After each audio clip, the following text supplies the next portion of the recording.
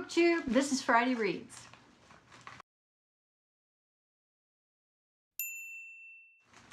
I'm Jen and I talk about audiobooks, and I made up for some lost time. This past week I read 6 books, and so I'm just gonna tell you about these 6 books. And the first was Love, Jack. This is by Natasha Boyd. It is book 2 in the Butler Cove series, and it's narrated by Georgina Marie and Jonathan McClain. And you know what? These are 2 talented narrators that I always enjoy. Georgina Marie, I don't know what it is about her voice that I just appreciate. I don't just like the pitch and the timbre and the way she speaks, but I also love the way she interprets a character. So this was wonderful. I could sit here and rave for days, but I won't. And Jonathan McClain, my only problem was that I didn't hear more of him. He is really talented, and so he was the voice of Jack and nailed it, just absolutely nailed it. So the narration brought this story up a notch, and it was already a great story. It's a continuation of Eversea, which is the first book in the Butler Cove series, and it's about a girl who is a hometown girl who lives on the coast of Georgia, just a little bit north of Savannah. And it's a little touristy kind of a town, and then Jack is a big-time movie star who comes to the town, meets her, they get into a romance, and it's the story of all the pitfalls and the problems and the high points and just their romance in general. It was wonderful. She is very down-to-earth and very much someone who doesn't kowtow to his celebrity. She is not having any of that, and he loves that about her. So that's what makes this such a pleasure to read, because she's so down to earth, and he's so glad that he can't just say jump and she says how high. Yeah, that's part of what makes it good. This is part of the Audible romance package. In case you happen to have that, you can read it for free. So there you go. You can listen to it for free. And I loved it. I gave it 4 stars, and I can't wait to continue on with the series. Although the 3rd book in the series has a different narrator, but I've sampled it and I think she's going to be good. So yeah, gonna have to move on to that one. Then I picked up Come As You Are by Lauren Blakely, narrated by Andy Arndt and Sebastian York. And while I thoroughly enjoy these 2 narrators all the time, regardless, I mean, they're so good, this book, just didn't do it for me.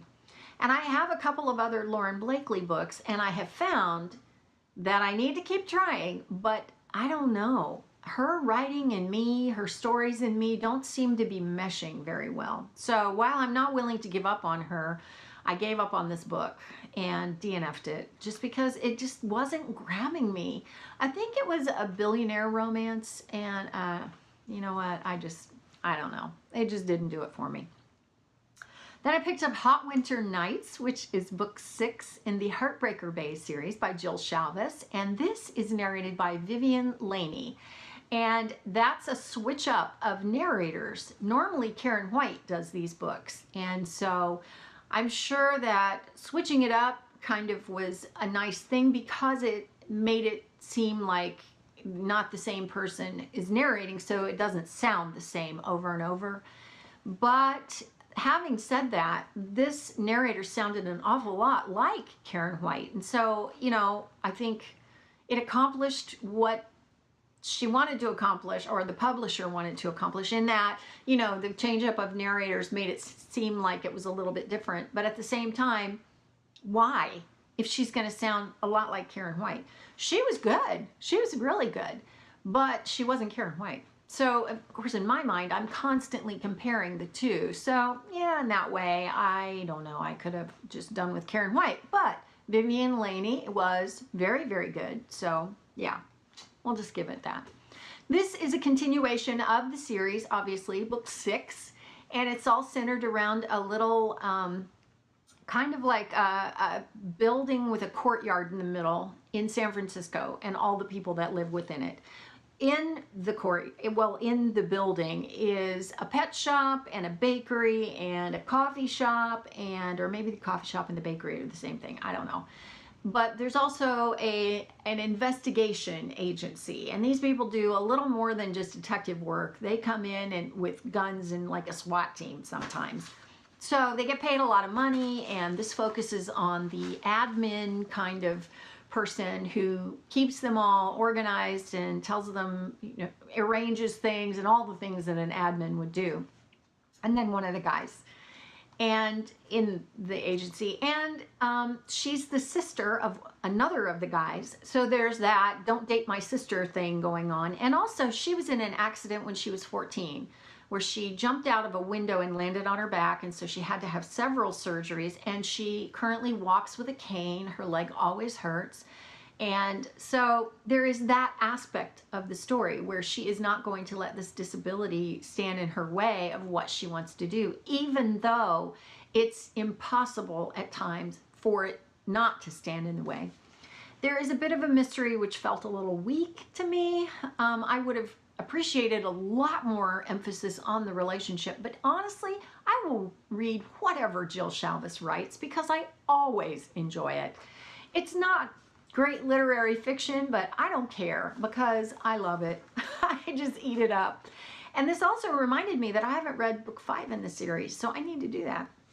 So yeah, I'll get around to that eventually, probably sooner than later. I loved it. I gave it 3 stars, which doesn't sound like I loved it, but I really did. I always enjoy Jill Shalvis, and I can highly recommend anything she's written.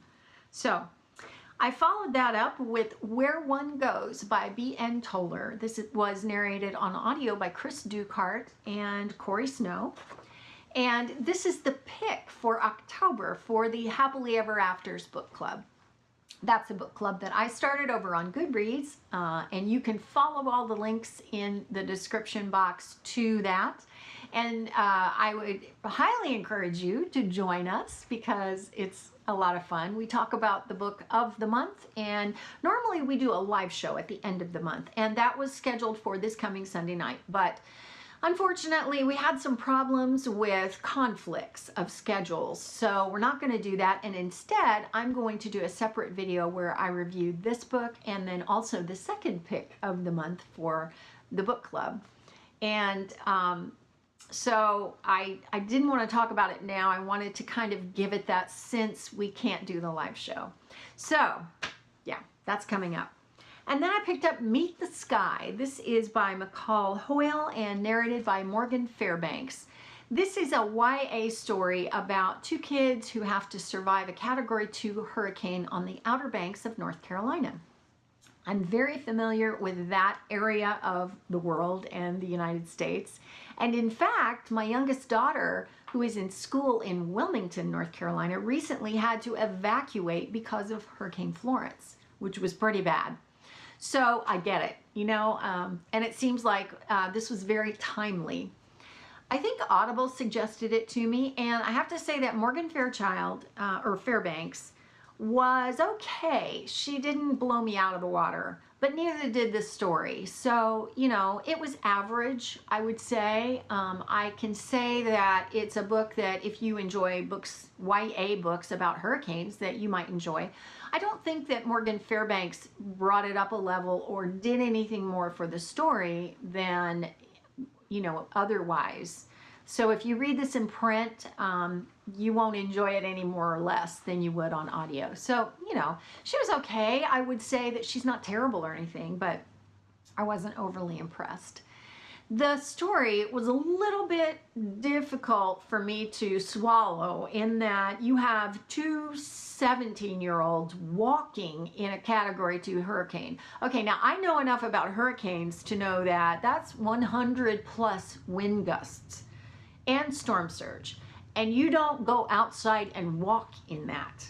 So yeah, one of the characters does get injured, but even the injury didn't seem as dramatic or as serious a thing as it actually was. I mean, she had a piece of something like a can or something metal hit her in the shoulder, and it didn't hit her like in her neck, but in her like shoulder here, and she was bleeding a lot and probably lost enough blood that she was fainting and passing out and that kind of thing. And then later she gets a little bit of rest and she's up and going again, and I'm thinking, no, no, no, no. She is an aspiring vet, and he is kind of a thrill seeker, and they both have issues in their pasts that they're dealing with. So the relationship between the two of them was really more the focus than the weather, even though the weather felt like another character. So, you know, it's very YA. I don't know. I guess I've kind of grown out of YA in some respects, and so this was reflective of that. I ended up giving it 3 stars, and I think that if you like this kind of thing, you'll really like this book, but I was not blown away by it, and I thought it was just average, which is why I gave it 3 stars. That makes me think I need to give Jill Shalvis more than 3 stars, probably 4, because I really enjoy her books. So anyway, okay, and then I picked up on my iPad, because it's not out on audio yet, The Storm. And this is by Elizabeth Hunter. I picked it up on my iPad because I can walk from room to room when it's dark and not have to find some light to be able to read it if I was reading it in print. And plus, this is a brand new book that I just got, and I want it to stay pristine because I love this series so much. This is book 6 in the Irin Chronicles, which is my favorite paranormal series of all time. It is actually, it felt like 2 novellas, not a book and a novella. And you can see that it's not very many pages. It's like, actually the first book is only 134 pages. So technically it's 2 novellas. But this follows 2 of the characters from the trilogy, the first 3 books. And the second novella, A Song for the Dying, involves this character's cousin, and they are very close. They were raised in Russia or somewhere around Russia. And the thing I loved about these 2 novellas is the way that Elizabeth Hunter can write. The woman can write. Oh my gosh. In the first novella, which is The Storm, this is the story of Max and Renata. And the thing about that is that within the race that is depicted in these books, in this series, you have soulmates who can come together, and there's a word for it in the language and all of that. And so most of the relationships and the romances in these books have to do with 2 soulmates coming together. Well, in this case, it wasn't 2 soulmates. It was just 2 people who realized that they had a commitment and that they were going to commit to each other. And there was a hesitation there on the part of one because her soulmate died. So yeah, it's the way that worked out. And I appreciated that because that was something that hadn't occurred up to this point in the series. And the second novella, A Song for the Dying, is just this beautiful look at a dysfunctional relationship. The way that this character, whose name is Max, and his cousin Leo, they're very close. They come home and deal with their grandfather dying. And it's not just that, it's the influence that their significant others have on their relationship with their grandfather and with Leo's father. And then the way that their grandfather is ushered into death and the way it happens, and it's poignant, it will make you cry. It's just so well done. And the third thing I want to tell you about this series is that I really appreciate the fact that Elizabeth Hunter addresses the person of the creator. The whole premise of the series is based on angels and fallen angels. And actually this race, they're descendants of fallen angels, but the Irin people, the angels that they're descended from, went back to heaven and were forgiven by the Creator. Whereas the other race of people in the series are from fallen angels who are still on the earth and wreaking havoc, pretty much. and they have their own attributes and distinctions. And so I appreciate that Hunter does not shy away from that. I think a lot of authors will back off from this whole religion aspect of anything, especially when it comes to angels and demons and all of that. Seems like nobody has much of a problem with, you know, depicting Satan, but people have a problem with depicting God, and she doesn't focus on that. She doesn't describe the creator. She refers to him as that, but she doesn't shy away from it either. And she doesn't have a problem just throwing him in there because, and I appreciate that because I believe in a creator that is active and, you know, I have a daily relationship with. So, you know, you don't have to have that, but I appreciate that. I appreciate this series, and that's one of the reasons why. So I love this series, and it's my favorite paranormal series of all time, and I will read every single book in it. So 2 novellas, really amazing.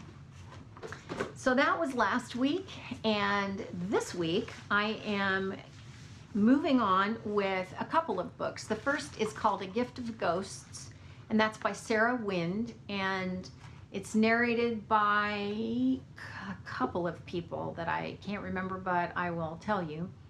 And so I'm listening to that. That is the second pick for the Happily Ever Afters. And so I'll do a separate video for that and also for Where One Goes by B.N. Toler. And then I'm also reading The Seeker, which is book 7 in the Irin Chronicles. And again, it's not on audio, so I'm reading it on my iPad. But this follows Reese, and Reese is one of my favorite characters in the whole series. He's British, and Zachary Weber did him so well in the first 3 books. And so I have that kind of impression in my mind. And so, yeah, it's his story. And now this is an actual full-length book, and it is, oh my gosh, let's see, 368 pages long. So it's not a couple of novellas, which some of the other books in this series have been. So yeah. And last of all, I have a couple of books to show you. I bought some books, some more books. Yesterday I was at Walmart for something else, and I saw this, and I've been not spending money on books unless it's free money, like an Amazon gift card or something like that. But I saw this and I thought, oh gosh, I can't pass that up. It is the 4th book in the Darkest Mind series by Alexandra Bracken. It's called The Darkest Legacy, and the reason I picked it up was this signed copy. I have a lot of signed books by Alexandra Bracken. In fact, my whole Darkest Mind series by her has been signed. And it is 3 books plus this book plus a book of novellas. And somewhere behind me they are, I think they're over there. I have them and I love them. I have not read this yet. This follows one of the characters in that series, and one thing about Alexandra Bracken is that she can write characters really well, so I'm looking forward to reading that. I'll probably listen to it on audio. And the other thing is this is something that I ordered because I had the 2, I'm going to try and open this, and it's one of those that you really need scissors to open, so I'm going to just tear it to pieces. I had all 3 books in this series, and I had 2 in hardback and 1 in paperback, and the paperback was this one. It's the Angel series by L.A. Weatherly. I read this a while ago. It's a pretty old series, but it's all about angels. I love books about angels. So the only reason I got it was because I wanted the hardback, and so now I have the whole series in hardback. So let me know if you've read any of these books at all, and let's talk about all that in comments, and have a fantastic weekend where you are. I hope you're drinking something pumpkin spice or caramel or some combination of apple, cinnamon, you know, I don't know, fall thing. Fall seems odd here where I live now because it's 85 degrees outside, but you know what? I am loving it. Oh, I love where I live so much. I'm so excited to get this room put together because, oh my gosh, the stacks of books on the floor over there are just out of control. So I'm going to get to it. eventually. It'll all look beautiful and pretty and be decorated, but yeah, that's going to take a little while. So have a great weekend, and I will see you next time. Thanks so much for watching.